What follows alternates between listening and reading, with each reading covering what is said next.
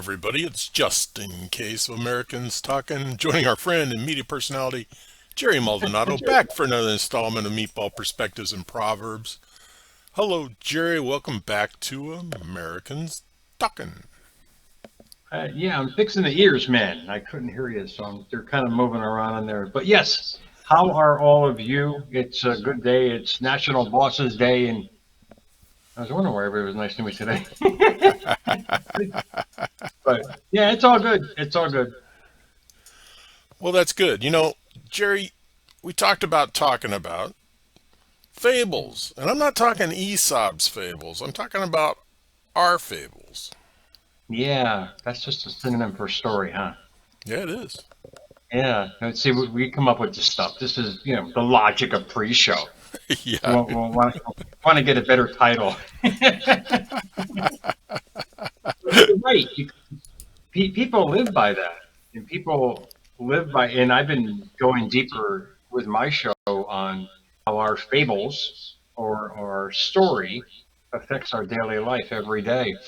And people think that it's that fables that they'll just go away. No, no. Our story is more than just what we think about every day and what has happened to us, but it literally now with science is become amazing. And I love sharing this stuff with people because it's not just your mental state now that you keep reliving those so-called fables every day or events that have happened to you, but it gets embedded literally into your physicality, into your cells. And what happens from there, which is quite astounding, your cells don't forget, man. I just did a show last night on how your eyes are basically these crystal, beautiful windows to the soul, but their purpose is to just collect data, send it to the brain, and what the brain is used to seeing, it only picks out and expunges everything else around it. I was giving a narrative about looking for stuff from my mom, how it was right in front of me, but because my state of mind was aggravated at the time and trying to find her specific kind was right in front of me, I didn't see it because my mind was focusing on what? Tension, aggravation, stress, and so on and so forth, rushing around trying to help her. But getting back to that, every part of us is not just a mental state. People have to grasp that for themselves. What you keep focusing on every day actually gets embedded into your personality, which hence creates your energy, which hence creates your personal reality. And me, myself, and I can. When I wrote this, it got turned down by a million publishing houses because there's three components to there's a front matter, there's a body, and there's a back matter. Me, Myself, and I Can was a simple narration of 44 pages of you writing a story about yourself, the logistics behind it, and 365 pages of blank paper for you to go and to rewrite that story every day. Why? Because exactly what I just said. It's not just a memory. You have to expunge it from your body itself with a new thought process to create new feelings, therefore a new energy, therefore a new life. Your take. Well, absolutely. When we talk about our story and we talk about, I do like fables because that's just a cousin to folklore, which means it's there forever. But with our story, with our fables, it's almost like it's a living organism. It's constantly changing. We're writing our story right now in this very moment. If you're here watching this, that's part of your story. Yep. Evolution, indeed. Yep. And people have got to grasp that for themselves. The more they live in the present, and you're not talking about Salah, you're living in the present, you keep evolving from that present. Right. People, yet they're living in the past every day. They wake up. The minute they wake up, they think about yesterday. Guess what they create for today? More of yesterday. And the hamster wheel continues. That with repetition, indeed, like I wrote in my book. And people thought it was nuts. They said, you've got to have three bodies. You got to have this, an index. But I said, no. That's not transformation. That's indoctrination. You can't transform by other people's rules. You can understand it, you kind of get the breadcrumbs from it, but your transformation is you narrating those fables and new fables per se of the new life that you want every day And that starts to get embedded in your psyche, and then from your psyche and yourself and every part of your being. And so you're basically rewiring what you're thinking about every day. Therefore, you're rewiring what you're attracting every day. People have a hard time grasping that. How can it be so simple? It really is, but it's a diligent effort on your part. I didn't have a choice, man. I was sitting in a 12 by 12.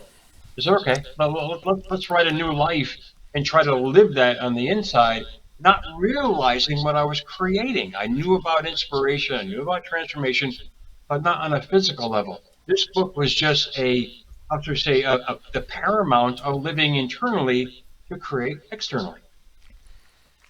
Well, exactly, Jerry. But while you were doing that, you were in the moment. I mean, you were Yes, focusing on the moment. And between the cockroaches and the dust and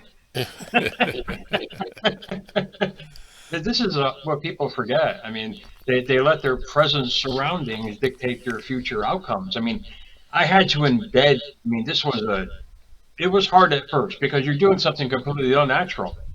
But I knew that the unnatural can become natural. And if people can grasp that, they can change their own narrative. They can understand their fables. They can say, wow, I learned from that. I learned from this. But in essence, at the present moment now, you're creating a new one. So why not create a better one for yourself and understand that life can indeed get better, but you have to rewrite the story that you've lived by. And few people can do that because they're all. If you look on the internet now, it's everywhere. People are just trying to give advice in the past, but they're still living by the past. You right. can't do that. You got to live right now, choose right now, create a story of your now, and then you start becoming that in your physical presence. Well, right. If you're painting the picture of your life, well, getting a little feedback, but so if you're painting the picture of your life, you're not restricted. It's not a color by the numbers. It's color by your energy. It's color. It's color by you, and you're the focal point of it, and you need to get out there and get after it. Jerry and I do not stay within the lines. We're not restricted by that. we, we can't. Yeah. It's just it's our nature, indeed. But it took some time though. We've always been. I consider you and I very unique because we just lived the way we want to live. Right. Like I was telling you before, I took a nap in the afternoon. Next day I woke up, it was dark out. I have no time limit. I do what I want and what I want because it makes me feel good. You people do that every day. Yes, indeed, that's part of my story. It's called taking care of myself. And that was one of the components where I never did, before that. I was always taking care of other people, and there's nothing wrong with that. That's not being, you're not being selfish by taking care of yourself. You're just creating a better energy for yourself. At the end, I mean, you're the one that pays the price for all your sacrifice. So why not sacrifice the best you every day by creating a story, just rewriting it every day, however way you want. Like I put in components every day in my journal, whatever little time I have, I make sure I dedicate that time. You dedicate that time to yourself and create a narrative of who you are that in turn is going to manifest because you're going to start believing in it. Most importantly, you're going to hotwire your brain or rewire your brain to start, how should we say, taking it in and allowing it to happen and not expunging it from your old past. Well, absolutely. And you've created a reference manual for yourself, something you can refer to. Yeah. Oh, yeah. And then from there, you have tales to go read back from. Right. you, you figure out exactly. I mean, I look back now in the journals and where I was to where I am now, and it's an evolving process. And it's hard for people to get, but yet don't believe in karma. It's going to get you. What is karma? It's an energy. What are we? Energy. Everything is energy. And if you live by that notion, you'll start dictating what kind of energy you're emitting every day.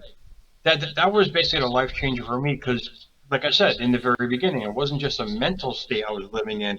I had to change the physical state as well, knowing that the past or the tales or the fables were embedded deep within myself, and they're just responding through the five senses of who I was. That's the hard part. It's like the caterpillar or the butterfly, like I was saying in the last night's show. It literally dissolves to become something different. That's basically what transformation is. It's you. taking hold of it, re-anchoring yourself in that person and projecting it along every single day. Yeah, re-anchoring meaning creating your foundation and then moving Yes. forward. Yes, it's putting your anchor in a different, how should we say, cove, and parking your boat in a better spot in life and living there.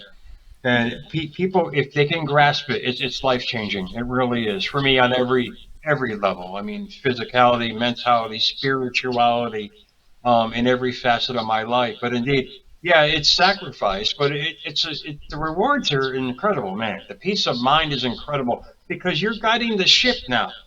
You're not letting others do it for you. You're not taking others' beliefs in stride. Yeah, you can listen to them. You don't have to believe in them. And you can honestly say, this is not me, but thank you very much. You get to that point, that's courage. That's personal power. And a lot of people are getting it now. The reels are out. I mean, it's everywhere. I love this because we didn't have this before. This stuff was like buried deep in the index cards of the library, or in medical journals that we had no access to. Understanding the true components of how the body works. It's just a big storehouse, not just the subconscious mind, but the body itself. The trillions of cells remember everything.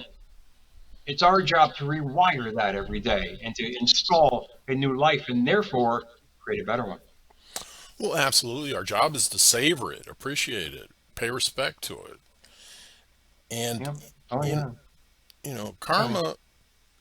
karma, a lot of people say karma is a bitch, and I believe that. And she It's your rides, own bit. yeah, and she rides a Go ahead. fast horse, but you don't have to fall into that trap. Oh, yeah. I mean, I used to be so scared of karma. Now I love it because I because I know what I'm putting out. It's just basically like attracts like. Whatever that like is, like energy attracts the same energy. Indeed, whatever energy you're putting out. That's why people, by practicing it every day, being that best you, putting that out every day, the karma it's guaranteed to give you what you're giving out. Right. The laws are precise. And when I realized that, not believing in a deity outside of me, but believing the deity is within me, I create my own karma. And anything I do, indeed, I believe in a higher power, but the higher power was given to me and everybody else as well. We're not denied nothing in this world. People seem to think that if there's an outside source that is going to take care of us or get that person. No, it's you letting go of that person that'll take care of that person because you don't think about it anymore. Let that person do its own thing in life, create its own path. You don't need to sit there and keep focusing energy on that because it's not going to help you in the long run. Right. You'll have your roadmap.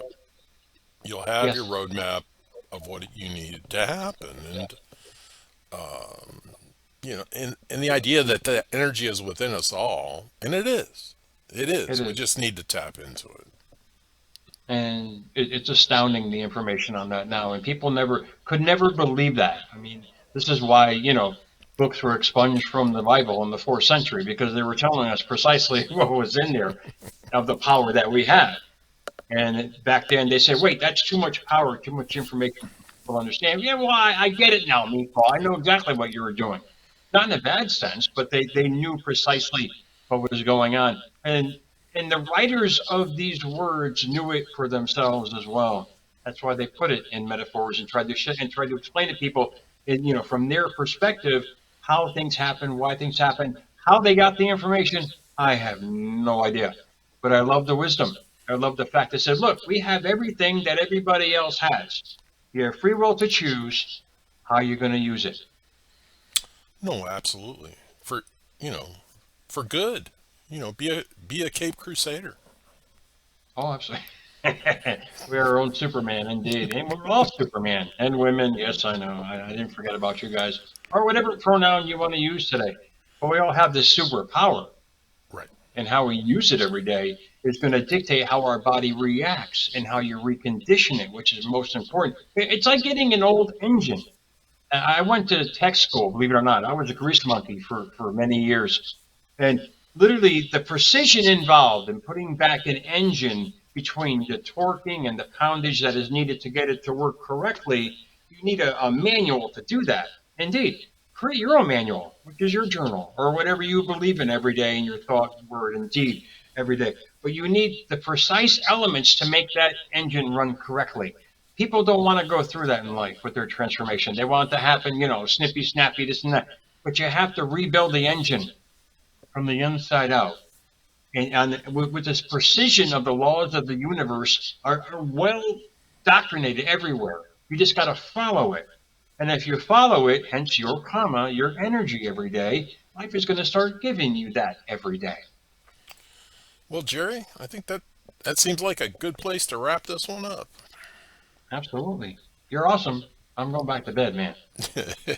Hey, everybody needs to understand that Jerry gets up at a time the rest of us are sound asleep. So his We're just nap, falling asleep. his afternoon naps are not naps. They're it's about time for him to go to bed.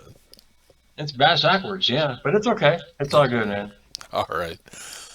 All right, everybody. This has been Justin Case and Jerry Maldonado bringing you Meatball Perspectives. Thanks for joining us. Remember, additional information and links provided in this video is read more. Today's the day to subscribe to this channel. Please learn more about Jerry Maldonado when time permits.